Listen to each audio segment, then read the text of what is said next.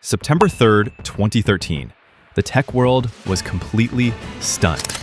Microsoft officially announced it was acquiring Nokia's entire mobile phone division. The final price tag for the undisputed king of cell phones? Just $7.2 billion. Their CEO, Stephen Elop, stepped down and walked away with an €18.8 million bonus. Meanwhile, the resulting fallout would eventually lead to 7,800 massive job cuts. This buyout was widely viewed as a complete and total corporate disaster. Just a few years prior, Nokia was bringing in an insane 51 billion euros in sales. They were generating an untouchable 8 billion euros in pure operating profit. They commanded a massive 38.6% share of the entire global market, meaning over a third of all cell phones on planet Earth were made by Nokia. So, what exactly happened to this absolute titan of industry? How did an empire of this magnitude completely vanish from our pockets? Chapter 1. The Unlikely Origins. It starts in 1865, when a Finnish mining engineer named Frederick Idestam opened a simple paper mill. He expanded his operations near the Nokian Virta River, and the legendary Nokia name was born.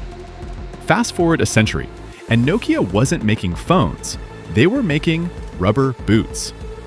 Following a major merger in 1967, they mass-produced heavy cables, car tires, and even consumer televisions. They even leveraged Finland's neutral status during the Cold War to build a lucrative trade deal with the Soviet Union. But by the 1980s, Nokia was a massively unfocused corporate conglomerate. They were like a college student taking 22 credit hours, failing to keep their grades up. Realizing they were barely profitable, management made a ruthless, brilliant pivot. Chapter 2. The Pivot and the Ascent. They decided to drop the rubber and paper and focus entirely on telecommunications. In 1987, they introduced the Mobira Cityman 900. Soviet President Mikhail Gorbachev famously used it, earning the device the legendary nickname, the Gorba. Nokia then helped build the foundation for the first digital cell phone networks, known as GSM. In 1992, they launched the Nokia 1011, the first commercial GSM mobile phone. The market responded instantly. After losing money in 1991, they were making $1 billion in profit by 1995. By 1998, they officially passed Motorola to become the world's largest mobile phone manufacturer. But their absolute global dominance was only just beginning. Chapter 3. World Domination. As the millennium approached, cell phones transitioned from business tools to massive teenage status symbols. The famous Nokia tune, actually based on an 1887 Spanish guitar song, was heard everywhere.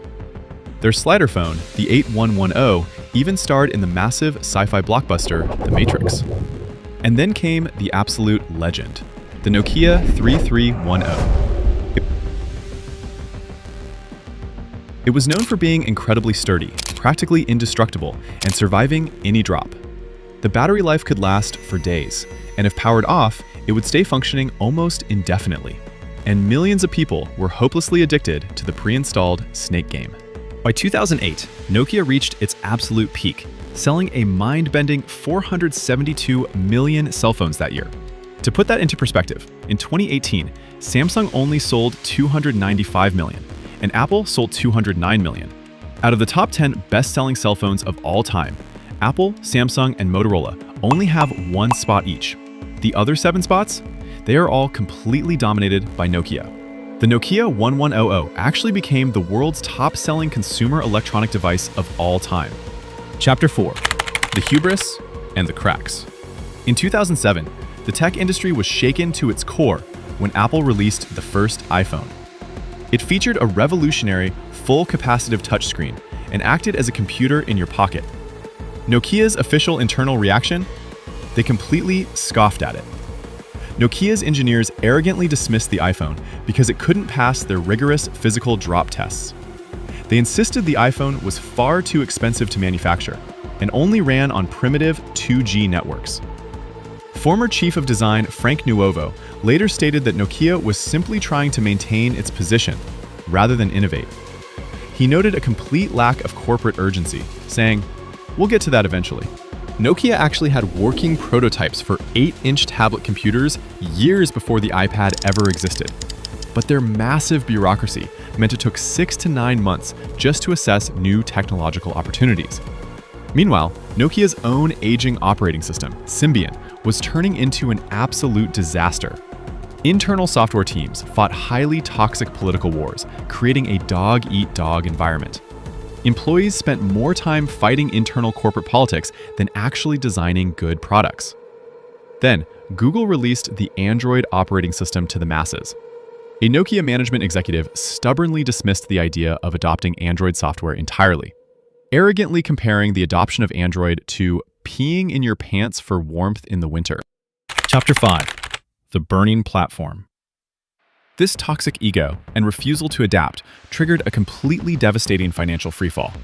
In 2010, the struggling board brought in former Microsoft executive Stephen Elop as the new CEO.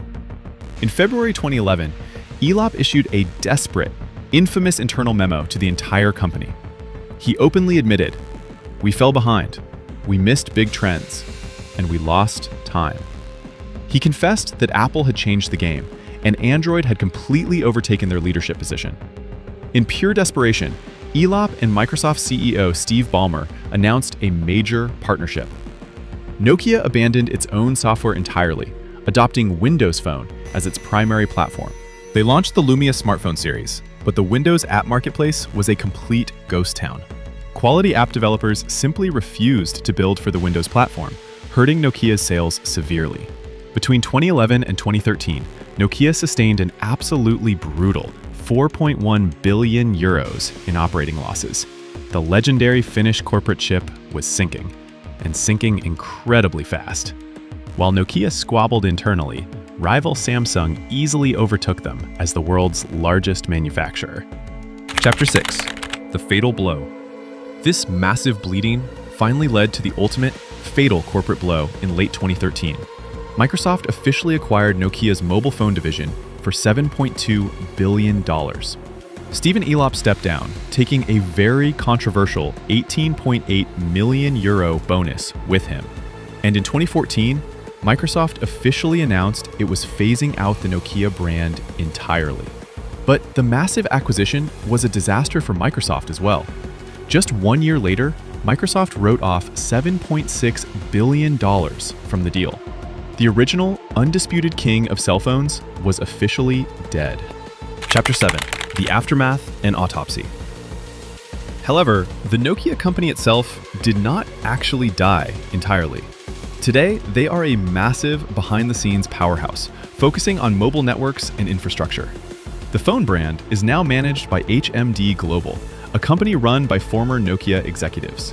And ironically, the very thing that destroyed Nokia might actually fuel a tiny comeback. As parents grow terrified of smartphone addiction and algorithmic brain rot, there is a rising nostalgia and massive demand for sturdy, reliable, internet-free, dumb phones. But what is the ultimate business lesson to learn from this monumental collapse? Settling for what is highly profitable today will inevitably destroy your tomorrow. Nokia stubbornly refused to embrace drastic technological change until it was far too late.